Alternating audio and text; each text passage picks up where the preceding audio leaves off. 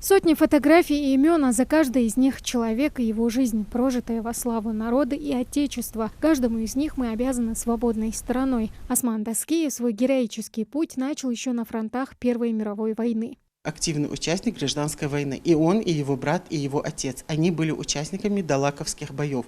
Именно в этих боях они потеряли главу своего семейства Бозырка Даскиева. Позже его путь как части партии красных продолжится тем, что он закончит ростовскую партийную школу. После этого он найдет себя председателем артели в городе Назрань.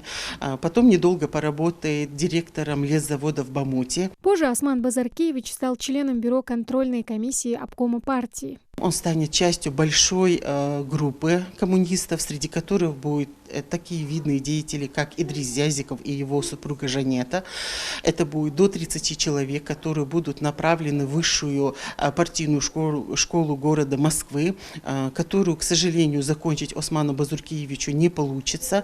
Но по возвращении он найдет себя прокурором Ачалыкинского района, и это будет одна из самых долгосрочных его должностей до 1937 года. В 1937 году Осман Базаркевич был репрессирован по ложному обвинению. Позже был выпущен, но уже в начале 40-х он вновь оказался в застенках НКВД. Поэтому защищать страну от фашистов он отправился в составе штрафного батальона. Осман Базаркевич участвовал в самой ожесточенной и кровопролитной битве за Сталинград. Бои шли за каждый метр, пока город разрушали с воздуха и с земли. Сталинград был центром военной промышленности СССР. Завладеть им значило одно – перерезать водную артерию Волги, которая снабжала нефтью всю страну. Город, который носил имя вождя народов, за 6 месяцев сражений был полностью разрушен и сожжен, но благодаря отваге солдат не сдался врагу. В Европе страны, например, Бельгия сдалась за 28 дней, то в Сталинградской битве за 28 дней немцы занимали только одну многоэтажку.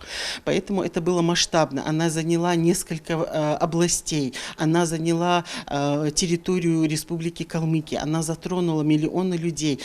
Там прошла спецоперация «Уран», по которой сдались в плен до 30 танковых дивизий, в том числе и маршал немцев Фридрих Паульс, капитулировавший тогда. Немцы вместе с союзниками в ней потеряли 500 000 человек, а советская армия – 480 тысяч. Количество погибших мирных жителей неизвестно до сих пор.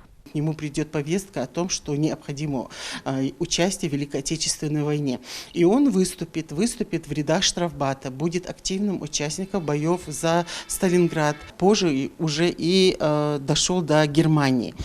Был отмечен, а уже в марте 1945 года, ввиду окончания войны, он будет отправлен в Казахстан к своей семье. В 1957 году Осман Даскиев с семьей вернулся на историческую родину, где скончался в 1975 году. События той войны уходят все дальше в прошлое. Советскому народу победа далась непростой ценой. Память и достояние целой нации, летопись эпохи. Тамара Хашагулькова, Султан Булгучев, Магомед Героев, Магаз 24.